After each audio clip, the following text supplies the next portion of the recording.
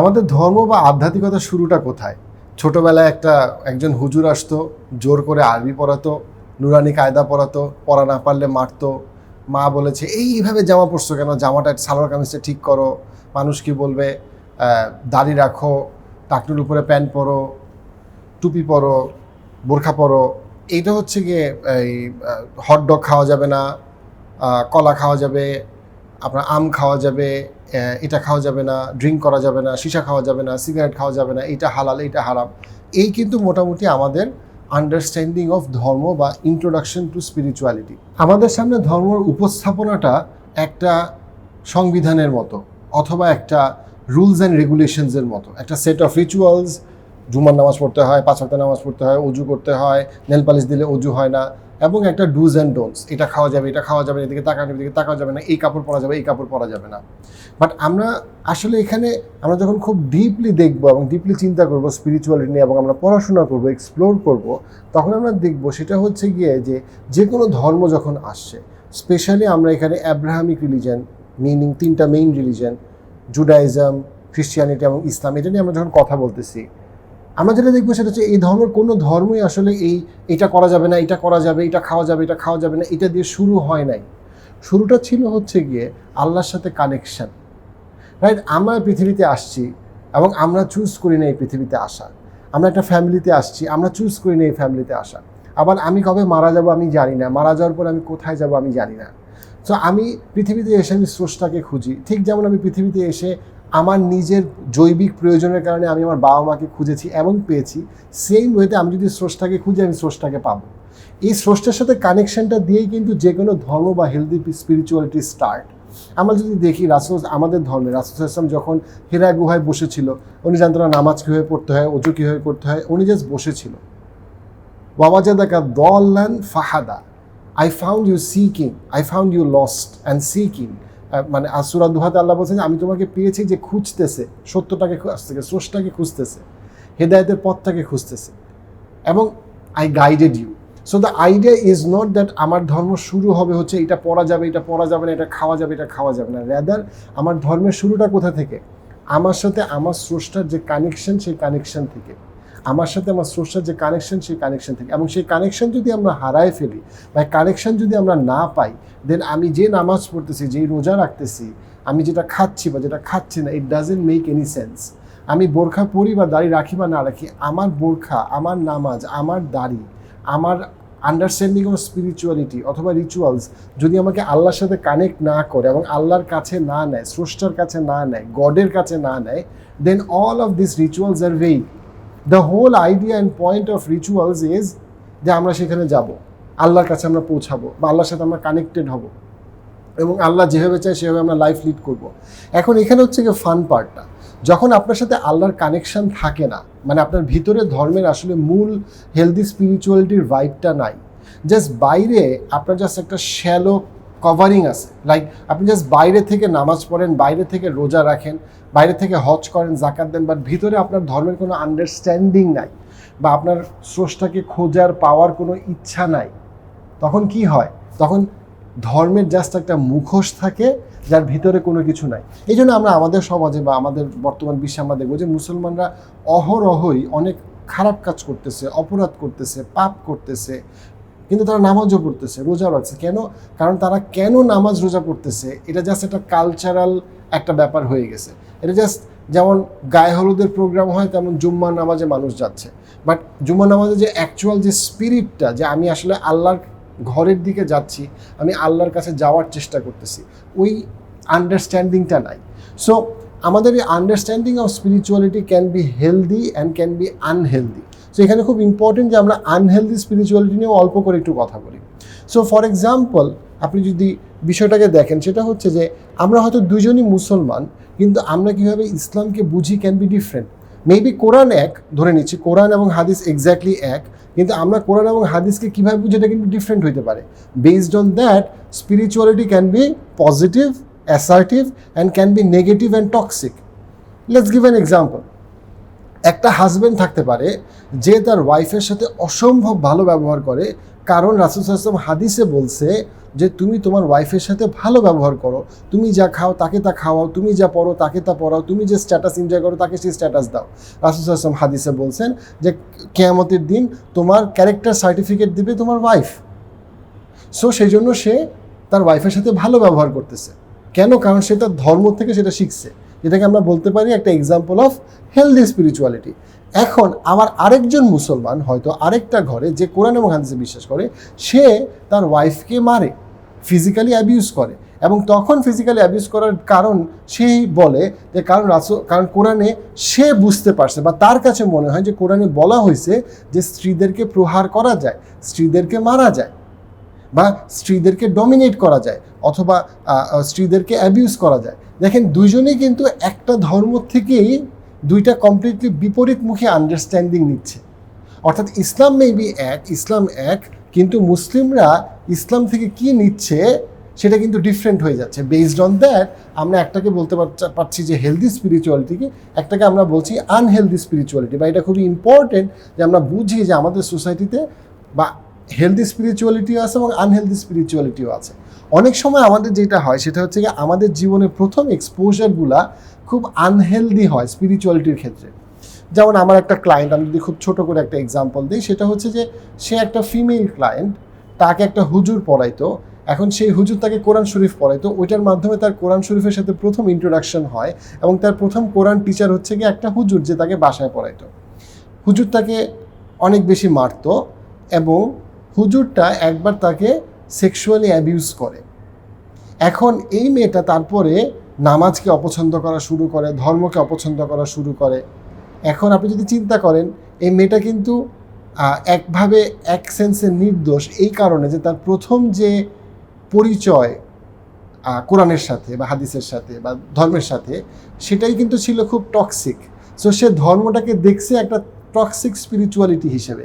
সে দেখছে যে তার বাবা মা চায় যে সে কোরআন শিখুক, কিন্তু তার বাবা মাকে সে কখনো কোরআন শরীফ পড়তে দেখে নাই, বা কখনো আসলে সত্য কথা বলতে দেখে নাই, বা আল্লাহকে ভালোবাসতে দেখে নাই। হ্যাঁ, এই জন্য সে নিজেও আল্লাহকে ভালোবাসে না। সো আমাদের অনেক ক্ষেত্রে যেটা হয়, আমরা যেটা একটা খুব কালচারালি ধর্মকে শিখি এবং আমরা নিজেরা উইলফুলি স্পিরিচুয়ালিটিকে আমরা এক্সপ্লোর করি না, এই কারণে যেটা হয় সেটা হচ্ছে অনেক ক্ষেত্রে আমরা আসলে আমাদের ইন্ট্রোডাকশনটা আসলে টক্সিক স্পিরিচুয়ালিটির মাধ্যমে হয়, যে কারণে আমাদের ধর্ম সম্পর্কে ইদান আমাদের আইডিয়াটা আসলে খুব ভালো না ভিতরে, অথবা খুব ডিপ না, রাইট? বাট আমরা যখন খুব ডেপথ থেকে, আমরা যখন স্পিরিচুয়ালিটিকে আমরা যখন যদি প্র্যাকটিস করতে পারি, তখন আমরা দেখব যে এটা আমাদেরকে পরিশুদ্ধ করে, এটা আমাদেরকে আল্লাহর কাছে নেয়, এটা আমাদেরকে একটা লাইফে একটা খুব চমৎকার সেন্স অফ পারপাস দেয়, যেটাতে আমরা যদি হোল্ড অন করি তখন আমাদের মোরাল কম্পাসটা খুব স্ট্রং থাকে। দেখুন, আপনার পুরো জীবনটা গিয়েছে আপনার স্বপ্নের মতো। আপনি আপনার স্পাউস, আপনাদের পুরো জীবনটা ধরেন আপনার স্পাউস দুজনের বয়সী হচ্ছে 60, আপনাদের চমৎকার 2টা ছেলে মেয়ে আছে এবং তারা তাদের নিজেদের জীবনে সফল। আপনাদের জীবনে আপনারা অনেক স্ট্রাগল করছেন, অনেক স্ট্রাগল করে আপনারা সব কিছু আপনারা পাইছেন। এক্স্যাক্টলি আপনারা যে আর্থিক অবস্থানে আসতে চাইছিলেন সেই অবস্থানে আসছেন, যে সামাজিক অবস্থানে আসতে চাইছিলেন, যতটুকু আপনারা রেসপেক্ট চাইছিলেন, লাভ চাইছিলেন, অ্যাফেকশন চাইছিলেন, পুরো বিষয়টা, পুরো জীবনটা এক্স্যাক্টলি আপনার মনের মতো হলো, এবং আপনার বয়স 60। আমার সাথে একটু ভিজুয়ালাইজ করুন, এবং আপনারা দুজন চিন্তা করলেন, আপনি এবং আপনার স্পাউস, যে আমাদের জীবনটা এত ভালো গেছে, আমি আমার ছেলে মেয়ে যারা অলরেডি এখন তাদের নিজেদের অবস্থানে সফল, তাদেরকে নিয়ে আমরা একটু মালদ্বীপে চমৎকার একটা ভ্যাকেশন কাটিয়ে আসে। আপনারা মালদ্বীপে গেলেন, আপনারা দ্বীপে হাঁটতেছেন, শেষ বিকাল, আপনার ছেলে মেয়েরা কোন একদিকে আছে, আপনি আর আপনার স্পাউস বসে আছেন বালির মধ্যে, সামনে চমৎকার সুন্দর সমুদ্র, গালে বাতাস লাগতেছে, পায়ে আপনার পানি আসতেছে, একদম সুন্দর নীল পানি, সব কিছু ছবির মতো, এবং এক্স্যাক্টলি আপনি আপনার সংসারকে যেখানে দেখতে চাইছিলেন 30-40 বছর আগে, একদম ঠিক সেই জায়গায় আপনি পৌঁছাইছেন। সো আপনি আপনার সফলতার সংজ্ঞা যা ছিল জীবনের, আপনি সেই সফলতার সংজ্ঞায় আপনি পৌঁছাইছেন। এখন শেষ বিকাল, আপনার স্পাউস আপনাকে বলছে, আচ্ছা তোমার সাথে আমার সম্পর্ক কি? আপনি বললেন যে তুমি কি পাগল হয়ে গেছো, যে আমরা বিয়ে করছি যখন আমাদের দুজনের বয়স 25, আমরা সংসার করছি 35 বছর, এখন তুমি বলতেছো আমার সাথে আমার সম্পর্ক কি? তারপর স্পাউস বলে না মৌলিকভাবে তোমার সাথে আমার সম্পর্কটা কি। আপনি যে মৌলিক সম্পর্ক মানে কি বলছে, না দেখো স্পাউস বলছে যে জীবনের অলমোস্ট 25 বছর জীবনের অলমোস্ট 22 বছর আমি তোমাকে চিনতাম না, তারপরে একবার তোমার সাথে আমার ক্লাসে পরিচয় হয়, সেখান থেকে একটা বন্ধুত্ব হয়, সেখান থেকে আমাদের প্রণয় হয়, বিয়ে হয়, বাট আমি তো জীবনের 22 বছর তোমাকে চিনতাম না। And on top of that আমি যখন জন্মগ্রহণ করি নাই তখন তো আমি আরোই চিনতাম না তোমাকে, আমি তো জানতামই না কোন পৃথিবীতে আসবো। আমি হয়তো জন্মগ্রহণ করতাম 1950 সালে, তুমি হয়তো জন্মগ্রহণ করতে 2050 সালে, আমরা তো চিনতাম না কাউকে। সো আসলে তো তোমার সাথে আমার মৌলিকভাবে কোনো সম্পর্ক নাই। মানে আপনি আপনার স্পাউসকে বলেন তুমি এটা মানে বলতে তুমি কি বুঝাইতেছো, তখন আপনার স্পাউস আপনাকে বলে আচ্ছা আমাদের এই যে ছেলে মেয়ের সাথে আমাদের সম্পর্ক কি। তো আপনি বললেন ছেলে মেয়েদের সম্পর্ক হচ্ছে আমরা বাবা মা, ওরা হচ্ছে গিয়ে যমজ, একটা ছেলে একটা মেয়ে, এবং ওদের বয়স হচ্ছে গিয়ে 30 বছর, এবং ওরা 30 বছর ধরে আমরা পালতেছি, তুমি সম্পর্ক বলতে কি বুঝাচ্ছ। তখন উনি যেটা বললো যে দেখো যখন তোমার ছেলে মেয়ে তোমার গর্ভে প্রথম আসে তুমি জানতাম না যে তোমার আসলে যমজ সন্তান হবে, নাম্বার 1। নাম্বার 2 হচ্ছে গিয়ে তারা তোমার ছেলে মেয়ে জানতো না যে সে আসলে কার পেটে আছে, বা তার বাবাকে বা তার মাকে, তার দাদা দাদি না নানিকে, এবং তুমিও জানতা না যে তারা আসলে কারা, তুমি জানতা না। অ্যান্ড দেন তারা হইলো, অ্যান্ড দেন আমরা এমনভাবে বেঁচে আসি অ্যাজ ইফ আমরা আমাদের মানে বাবা মা ছেলে মেয়ে ছাড়া থাকতে পারে না, ছেলে মেয়ে বাবা মা ছাড়া থাকতে পারে না। বাট আসলে তো বাবা মার ছেলে মেয়ে তাদের সম্পর্কটা তারা নিজেরা তৈরি করে নাই, সম্পর্কটা হয়ে গেছে। অ্যান্ড দেন এখন আমরা মনে করি যে এটাই একটা পারফেক্ট সম্পর্ক, আর আমরা ভুলে যাই যে এই সম্পর্কটা আসলে আমরা তৈরি করি নাই। তখন আপনি বললেন যে তোমার এক্স্যাক্ট পয়েন্টটা কি। তখন আপনার স্পাউস আপনাকে বললো যে আচ্ছা চলো আমরা একটা ছোট একটা ইটের পাথরের টুকরা নিয়ে আমরা বলি আমরা বালিতে আমাদের ফ্যামিলির ছবিটা আঁকি। সো উনি বললো যে দেখো আমি আঁকি। সো আপনার স্পাউসের আঁকার হাত খুব ভালো, তো সে বালিতে আপনাকে আঁকলো, তার নিজেকে আঁকলো, আপনার ছেলেকে আঁকলো, আপনার মেয়েকে আঁকলো, আপনাদের একটা ফ্যামিলি আঁকলো, রাইট। আচ্ছা আঁকার পরে বলল যে দেখো এই ছবিটা তো, আপনার স্পাউস আপনাকে জিজ্ঞেস করছে এই ছবিটা তো আমি আঁকছি, রাইট। বলে হ্যাঁ তুমি আঁকছো। যে আমি তো চাইলে এইখানে একটা বাচ্চা বাড়াইতে পারি, রাইট, 2টা জায়গায় 3টা বাচ্চা দিতে পারি। তখন আপনার স্পাউস বলতেছে যে হ্যাঁ পারো, আবার আমি তো চাইলে এখানে 2টা বাচ্চার জায়গায় একটা বাচ্চাও করতে পারি, রাইট, হ্যাঁ পারি। সো আমি এই ছবিতে চাইলে তোমাকে বাদ দিতে পারি, আমাকে সরাইতে পারি, রাইট। আমি যখন ছবিটা আঁকতেছি তখন আমি ঠিক করতেছি কে এই ছবিতে থাকবে, রাইট। বললো হ্যাঁ। সো আপনার স্পাউস যেটা বললো সেটা হচ্ছে তাহলে তুমি দেখো যে প্রথম সম্পর্কটা আসলে চিত্রকরের সাথে চিত্রের, আর্টিস্টের সাথে ক্যানভাসের বা আর্টের প্রথম সম্পর্কটা কখনো ছবির মধ্যের মানুষগুলার না। প্রথম সম্পর্কটা হচ্ছে যেই স্রষ্টা এই পরিবারটাকে বানাইছে বা এই মানুষটাকে বানাইছে তার। কিন্তু মানুষটা যখন আসে তারপরে সে যখন একটা ফ্যামিলিতে চলে যায়, সে যখন পৃথিবীতে গা ভাসিয়ে দেয়, তখন সে ভুলে যায় যে আসলে সে কোনো কিছুই তৈরি করে নাই, সে কোনো কিছুই বানায় নাই, এবং সব কিছুই অন্য কেউ বানাইছে, যাকে মনে না রাখলে তার পুরো লাইফটা অর্থহীন, কারণ তার কাছ থেকে সে আসছে। সো স্রষ্টা যদি চায় তোমাকে অন্য কারোর সাথে বিয়ে দিতে পারে, আমাকে অন্য কারোর সাথে বিয়ে দিতে পারে, আমাকে কোনো সন্তান না দিতে পারে, আমাকে 4টা সন্তান দিতে পারে, আমাকে চাইলে অন্য কোনো সময়ে জন্মগ্রহণ দিতে পারে, অন্য কোনো পরিবারে জন্মগ্রহণ করতে পারে, চাইলে আমাকে কানাডায় জন্মগ্রহণ করাতে পারে অথবা আফগানিস্তানে জন্মগ্রহণ করাতে পারে। পুরা এন্টায়ার খেলাঘরটাই সে তৈরি করছে। কিন্তু এই খেলাঘরে এসে আমরা ভুলে গেছি, খেলায় নিমজ্জিত হয়ে আমরা এটাই ভুলে গেছি যে খেলাঘরটা কে বানাইছে। সো এক্স্যাক্টলি এই যে কোয়েশ্চেনটাই হচ্ছে গিয়ে যে আমাদেরকে আল্লাহ কোরআনে বলছেন ইয়া আইয়ুহাল ইনসানু মা গররাকা বিরব্বিকাল কারীম, মানে হে মানুষরা তোমাদেরকে কে আসলে সেই স্রষ্টা, সেই আল্লাহ সম্পর্কে ভুলাই দিছে, যে হচ্ছে তোমাদের জন্য দয়ালু এবং যে তোমাদের জন্য সবসময় তোমাদেরকে রহমত করে আসছে। সো এই যে কোয়েশ্চেনটাই কিন্তু আমাদের হেলদি স্পিরিচুয়ালিটি স্টার্ট, যে আমরা আসলে স্রষ্টার সাথে কানেক্ট করব, আল্লাহর সাথে আমরা কানেক্ট করব, আমরা কানেক্টেড ফিল করব। অবশ্যই আমরা আমাদের ফ্যামিলির সাথে ডিসকানেক্টেড হয়ে তার সাথে কানেক্টেড হতে হবে না, আমরা সবার সাথে কানেক্টেড থেকেই আমরা আল্লাহর সাথেও কানেক্টেড থাকতে পারি। এবং এটারই আরেকটা আপনার একটা খুব সুন্দর একটা এক্সাম্পল সূরা হাদিদে আছে, এবং সেই আয়াতটা দিয়ে আমি আজকের স্পিচটা একটু বলি। সেটা হচ্ছে যে সূরা হাদিদে আপনার এটা 57 নম্বর চ্যাপ্টার কোরআনে, এবং এখানে সূরাটার বর্ণনার শুরুর দিকে প্রথম 1, 2, 3 নম্বর আয়াত হচ্ছে আল্লাহ কীভাবে পৃথিবী সৃষ্টি করলো, আল্লাহ কীভাবে তারা সৃষ্টি করলো, সমুদ্র সৃষ্টি করলো, এই বিশ্বব্রহ্মাণ্ডের সব কিছু আল্লাহ কীভাবে সৃষ্টি করলো। দেন 4 নম্বর আয়াত আল্লাহ বলছেন যে আমি কীভাবে মানুষকে সৃষ্টি করলাম।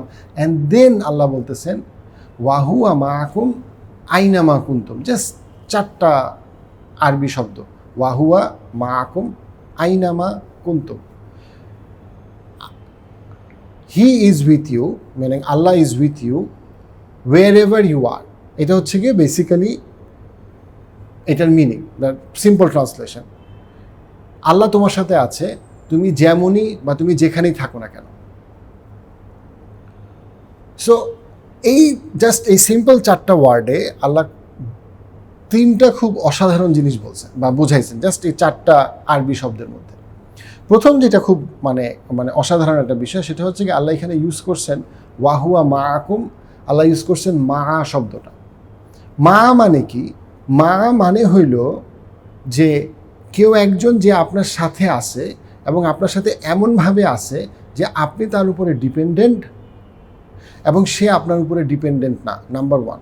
নাম্বার 2 হচ্ছে গিয়ে সে, আপনি যে তার উপরে ডিপেন্ডেন্ট এই ব্যাপারটাতে তার কোনো বিরক্তি বা রাগ বা ক্ষোভ নাই, বরং সে উইলফুলি আপনার সাথে আছে। সে যে আপনার সাথে আছে, সে উইলফুলি আপনার সাথে আছে, সে উইথ কনসেন্ট সে আপনার সাথে আছে।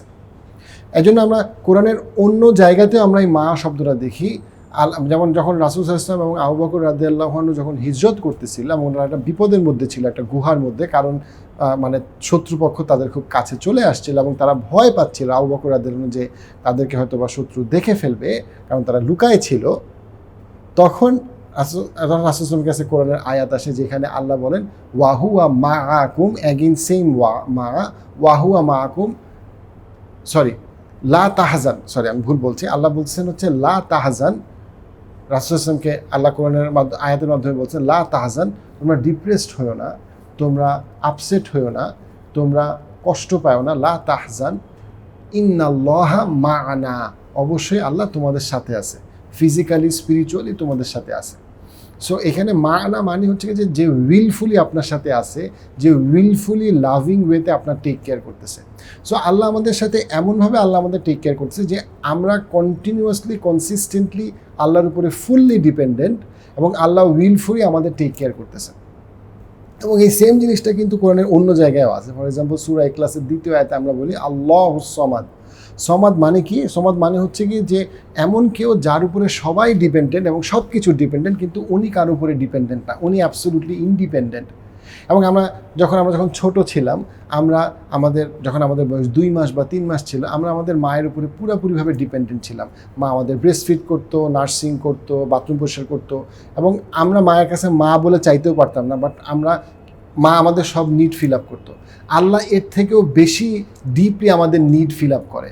আমরা আমাদের নিজেদের অনেক শারীরিক জৈবিক প্রয়োজন যেগুলো আমরা জানিও না, কিন্তু সেগুলো আল্লাহ আমাদের কন্টিনিউয়াসলি কনসিস্টেন্টলি আল্লাহ আমাদের জন্য প্রোভাইড করে যাচ্ছে। সো আল্লাহ আমাদের সাথে খুব ইন্টিমেট ওয়েতে আল্লাহ আমাদের সাথে আসে, আল্লাহ উইলফুলি আমাদের জন্য প্রোভাইড করে যাচ্ছে। That is the beauty of using that one word মা, ওয়াহুয়া মা আকুম। আল্লাহ আপনার সাথে শুধু নাই, আল্লাহ আপনার সাথে আসে এমন একটা ওয়েতে যেভাবে আল্লাহ আপনার প্রয়োজনগুলো পূরণ করতেছে উইলফুলি, এবং আপনি নিজেও জানেন না এবং আপনি নিজে আস্কও করেন নাই আল্লাহকে, আর আপনি চাওয়ার আগেই আল্লাহ আপনার জন্য সেই প্রয়োজনটা দিচ্ছে। সেটা অক্সিজেন হোক, সেটা হাত পা হোক, সেটা চোখ হোক, সেটা আপনার বাবা মা হোক, সেটা আপনার বাসা হোক, সেটা আপনার আর্থিক অবস্থান হোক। এটা হচ্ছে ফার্স্ট পয়েন্ট এই আয়াতে। সেকেন্ড যেটা খুব চমৎকার একটা বিষয় ওয়াহুয়া মা আকুম আইনামা কুনতুমের, সেটা হচ্ছে গিয়ে আমরা যখন ইউজুয়ালি কথা বলি, হচ্ছে আমি আমার ওয়াইফকে ভালোবেসে যদি বলি, আমরা কি বলি? তুমি যেখানে যাবো আমি সেখানে যাব, রাইট? এটা হচ্ছে গিয়ে ভালোবাসে অর্থে একটা মানুষকে বলে তুমি যেখানে যাবো আমি সেখানে যাব। হ্যাঁ, কিন্তু আমি কিন্তু ইউজুয়ালি এইভাবে কথাটা বলি না, সেটা হচ্ছে কি আমি সেখানেই যাব যেখানে তুমি যাবা। কিন্তু আল্লাহ কিন্তু কথাটাকে ওইভাবে বলছে, I am with you wherever you are. কথাটা কিন্তু এইভাবে বলা হয়েছে। সো কেন কথাটাকে এইভাবে বলা হইলো? এটার মধ্যে একটা খুব চমৎকার একটা বিষয় আছে, সেটা হচ্ছে যে অ্যারাবিকে এইভাবে বলার মাধ্যমে যেটা করা হয়েছে সেটা হচ্ছে গিয়ে ওয়াহুয়া Makum, I am with you, এই পার্টটাকে করা হয়েছে নাউন বেস সেন্টেন্স। আইনামা কুন্তুমকে করা হয়েছে ভার্ব বেস সেন্টেন্স। এখন অ্যারাবিকে নাউন বেস সেন্টেন্সের বৈশিষ্ট্য হলো যে নাউন বেস সেন্টেন্স মানে হচ্ছে একটা জিনিস যেটা কনস্ট্যান্ট, যেটা ফিক্সড, আর যেটা ভার্ব বেস সেন্টেন্স সেটা হচ্ছে গিয়ে সময়ের সাথে পরিবর্তন হয়। এটার মাধ্যমে আল্লাহ যেটা বোঝাচ্ছেন সেটা হচ্ছে without going into grammar or anything, আমি জাস্ট সিম্পলি অর্থটা হচ্ছে যে আল্লাহ যে আপনার সাথে আছে ওয়াহুয়া মাকুম, সেটা কনস্ট্যান্ট, সেটা কখনো চেঞ্জ হচ্ছে না। আইনামা কুন্তুম মিনিং আপনার যে অবস্থান এটা কন্টিনিউয়াসলি পরিবর্তন হচ্ছে। আপনার একসময় বয়স ছিল 2 মাস, একসময় 22, একসময় 44, আপনার স্কিন একরকম ছিল, আপনার খাওয়ার টেস্ট একরকম ছিল, আপনার ভালোবাসা পরিবর্তন হচ্ছে, আপনি একসময় স্কুলে ছিলেন, একসময় আপনি ইউনিভার্সিটিতে, আপনার আবেগ, ভালোবাসা, এন্টারটেনমেন্ট, টেস্ট, ফ্লেভার অনেক কিছু পরিবর্তন হচ্ছে এবং পরিবর্তন হবে। কিন্তু আল্লাহ যে আপনার সাথে আছে এটা কখনোই পরিবর্তন হচ্ছে না বা কখনোই পরিবর্তন হওয়ার না। এটাই আল্লাহ জাস্ট এই যে ওয়ার্ডগুলোকে এইভাবে ফ্রেজ করার মাধ্যমে আল্লাহ জিনিসটাকে নিয়ে আসতেছেন যে আল্লাহ যে তোমার সাথে আছে এটা কনস্ট্যান্ট, এটা সব সময়ের ব্যাপার, এটা ধ্রুব সত্য, এটা চেঞ্জ হবে না। কিন্তু তোমার অবস্থান সবসময় পরিবর্তন হচ্ছে। কখনো তুমি আল্লাহকে ডাকো, কখনো তুমি আল্লাহকে ডাকো না, কখনো তুমি আল্লাহকে চেনো, কখনো তুমি চেনো না, কখনো তুমি নামাজ পড়ো, কখনো তুমি নামাজ পড়ো না, কখনো তোমার কোনো একটা পার্টিকুলার জিনিস ভালো লাগে, কখনো খারাপ লাগে, বাট আল্লাহ তোমার সাথে আছে। এটা থেকে সেকেন্ড মানে একটা চমৎকার একটা পয়েন্ট এই ছোট আয়াত থেকে। থার্ড যে চমৎকার পয়েন্টটা সেটা হচ্ছে গিয়ে ওয়াহুয়া মাহকুম আইনামা কুন্তুম। আইনামা কুন্তুম শুধুমাত্র এইটা মিন করে না যে আপনি যেই ভৌগোলিক অবস্থানে আছেন বা গুগল লোকেশনে আছেন, আমরা বলি সেই গুগল লোকেশনে আল্লাহ আপনার সাথে আছে, বরং এটা মিন করে যে আল্লাহ আপনার এক্স্যাক্টলি সাইকোলজিক্যাল এবং ইমোশনাল অবস্থানটাও আল্লাহ আপনার জানে। সো ধরেন আপনি একটা উবারের গাড়িতে আছেন, অথবা আপনি আপনার গাড়িতে আছেন, একজন গাড়ি চালক গাড়ি চালাচ্ছে এবং আপনি পিছনে বসে আছেন, আপনারা কিন্তু অলমোস্ট একই ফিজিক্যাল লোকেশনে আছেন, কিন্তু আপনি কি জানেন যে যে গাড়ি চালক তার মাথায় কি কাজ করতেছে, অথবা গাড়ি চালক কি জানে যে আপনার মাথায় কি কাজ করতেছে? সো আল্লাহ যেটা বলতেছেন আইনামা কুন্তুম ওয়ার্ডটার মধ্যে যেটা মিন করে সেটা হচ্ছে গিয়ে আল্লাহ শুধুমাত্র তোমার সাথে ফিজিক্যালি কানেক্টেড না, বরং আল্লাহ তোমার সাথে psychological and emotionally connected in the sense যে আল্লাহ জানে তুমি কি ভাবতেছো, তুমি কি চিন্তা করতেছো, এবং তুমি আসলে কেমন আছো, তোমার মাথায় আসলে কি কাজ করছে, তুমি কি প্ল্যান করতেছো, তুমি কি ভাবতেছো আর তুমি কি বলতেছো, এটাও আল্লাহ জানে। আল্লাহ শুধুমাত্র তোমার অবস্থানে অবস্থিত না, বরং আল্লাহ তোমার অবস্থানে তোমার যে মানসিক অবস্থা, তোমার যে ভাবনা চিন্তা সব কিছু আল্লাহ জানে। সো এই যে ছোট্ট একটা আয়াত, এই আয়াতগুলো যখন আমরা কোরআন শরীফ খুলি আমরা দেখি এবং আমরা বুঝি it's all about connecting with Allah, it's all about being grateful to Allah, it's all about believing and understanding যে আল্লাহ এমনভাবে আমার টেক কেয়ার করতে পারে যেটা অন্য কেউ করতে পারে না। ওই যে আমরা আগের গল্প সমুদ্রের মালদ্বীপের গল্পটার কথা বলছিলাম, সেখানে কিন্তু আমরা এক্স্যাক্টলি এটার কথা বলছিলাম যে চিত্রকর ছবিটা আঁকতেছে, আপনার লাইফের পুরো ছবিটা একটা চিত্রকর আঁকছে, এবং সেই চিত্রকরের সাথে আপনার সম্পর্ক, গ্র্যাটিটিউডের ভালোবাসার সম্পর্ক অলরেডি তৈরি হয়ে আছে। সেই সম্পর্কটাকে একনলেজ করা এবং সেই চিত্রকরের কাছে চাওয়া আপনার ভালো লাগা, আপনার মন্দ লাগা এবং আপনার সুস্থতা, এই জায়গাটাতেই কিন্তু, এই কানেকশনটাতেই কিন্তু হেলদি স্পিরিচুয়ালিটি স্টার্ট হয়। হেলদি স্পিরিচুয়ালিটি বোরখা পরা দাড়ি রাখার মাধ্যমে স্টার্ট হয় না, জুম্মা নামাজে যাওয়ার মাধ্যমে স্টার্ট হয় না। হেলদি স্পিরিচুয়ালিটি স্টার্ট হয় একটা উইলফুল সাবমিশনের মাধ্যমে, একটা উইলফুল রিকগনিশনের মাধ্যমে যে হ্যাঁ আল্লাহ আছে, স্রষ্টা আছে, ক্রিয়েটার আছে, এবং সে আমাকে ভালোবেসে যাচ্ছে, সে আমাকে দিয়ে যাচ্ছে, সে আমার ভালো চায়, এবং আমার অবশ্যই তার সাথে কানেক্ট করা উচিত, কানেক্টেড থাকা উচিত, এবং তার কাছে আমার ওই জিনিসগুলো চাওয়া উচিত, ওই জিনিসগুলো পাওয়া, ওই জিনিসগুলো আমি তার কাছ থেকে চাই যে জিনিসগুলো আমি জানি উনি ছাড়া কেউ দিতে পারবে না, কারণ উনি আমাকে সৃষ্টি করছে এবং উনি জানে আমার এক্স্যাক্টলি কী দরকার। That is where healthy spirituality starts, connecting with Allah, connecting with your creator who loves you whether you love him or not, who is connected with you whether you are connected with him or not.